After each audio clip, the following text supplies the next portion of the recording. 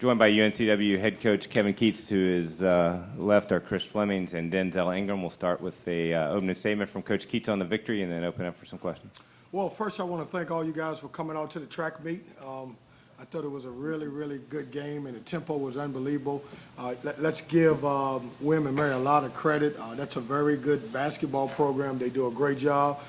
Two outstanding seniors have represented this conference in an unbelievable way when you talk about Pruitt and Dixon.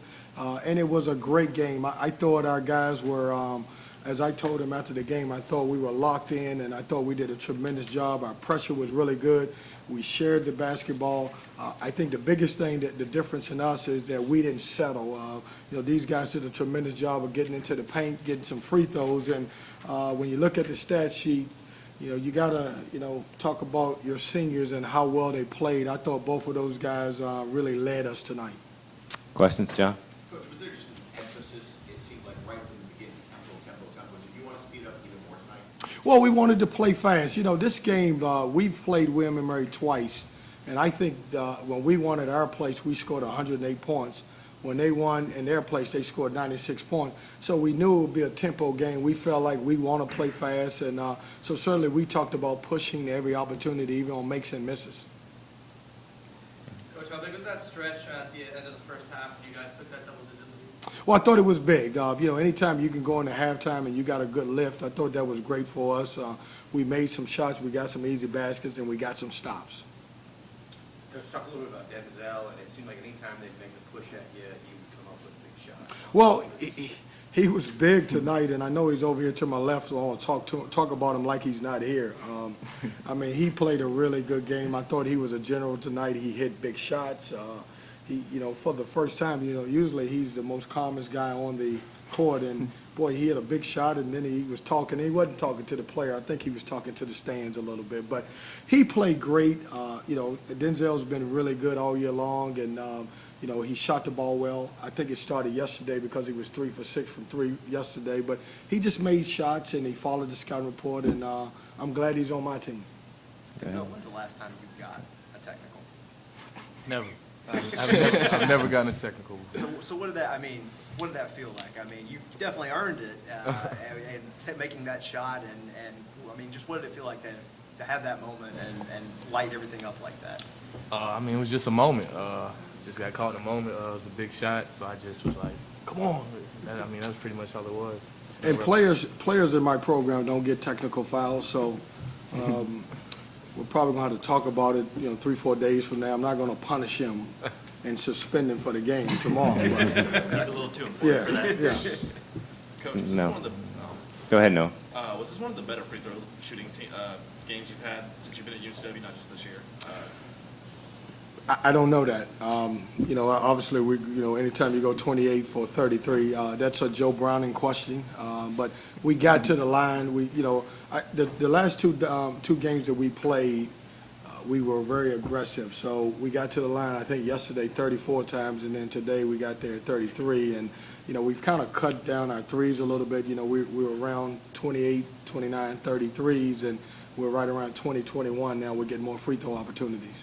Okay, yeah.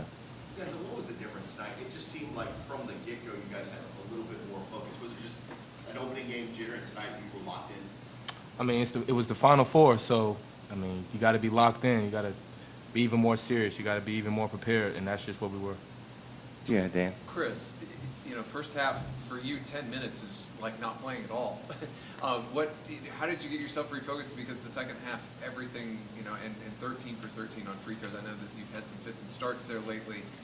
Did it all finally feel like everything was locked in today? I feel like just staying locked in with the game on the bench, not worrying about myself, just supporting my teammates the best way I possibly could, and just being ready once the second half started, being aggressive. Chris, how much going through what you guys went through last year, winning it, do you kind of come back to and feed off of that, and knowing that you've done it before? And how much does that help you here? It definitely helps us because we know what it takes to get to the top, and we know everything that we have to give, and we just do it. Coach, it seemed like you guys had a pretty good game plan on Dixon today. What was the plan that you guys had, and I guess how well do you feel you executed it?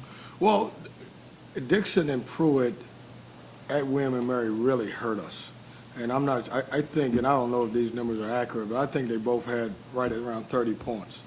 And what we did with Dixon is we felt like we gave him his right hand too much. He drove to the basket, and he either made shots or he got somebody else a basket. And we wanted to do a good job of taking his right hand away and making him obviously work a little harder. And I thought we did a good job. Pruitt's tough because, he's great at drawing fouls. He's great at shooting three-pointers. And so we wanted to kind of limit both of those guys' touches. I thought Cohen was very good against us in the first half, but that was almost by design. Not designed to let him score those points, but we wanted to take Pruitt and Dixon out of the game a little bit. And Cohen was taking some shots that, if they go down, they go down, but you'd rather have him taking those shots than those other guys, right? In that- Oh, those absolutely. situations. And he's a good player. I mean, he's a tremendous player. He's quick. He can get in there into the paint. He can create for others. He's a really good basketball player. So, we had to try to pick our poison. I mean, they're a very good offensive basketball team, and they can score with anybody in the country. Dan? Chris Denzel, what is it like out there on the court when everything is going in the basket? Both teams were at 75% at the under 8 in the second half. I mean, how do you tell yourself, I literally cannot miss right now because if we miss, they're going to score on us? I mean, being in this situation, every possession is a big possession. You can't take any for granted. And then defensively, we just got to get locked in, get the stops we need. I mean, it was just one of those games where you're going back and forth. Both teams were scoring, getting good looks. So, I mean, you just try to keep it up and try to get a stop every possession.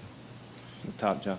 Chris or Denzel, just talk about the atmosphere. It was, another great UNCW crowd. How important, how big has that been during this run? It's very important. We appreciate the fans and everybody coming out and supporting us. It felt like a home game almost in Trask. So it definitely gave us an advantage, I thought. Yeah, John. I'm sorry. Denzel, I don't like to use the zone very often. You felt like you were in the zone? That's not being cocky if you say yes. I mean, I was hitting some shots, so I thought if I kept shooting and it was going in, I was helping my team out. So that's what I was trying to do. Chris Denzel, you swept Towson, you split with Charleston. Is there a preference on either one of these teams? No, we're just going to be ready for whoever we play. Yeah, definitely. Anything else for these guys? All right. Thank you, guys. Thanks, guys. Thank you.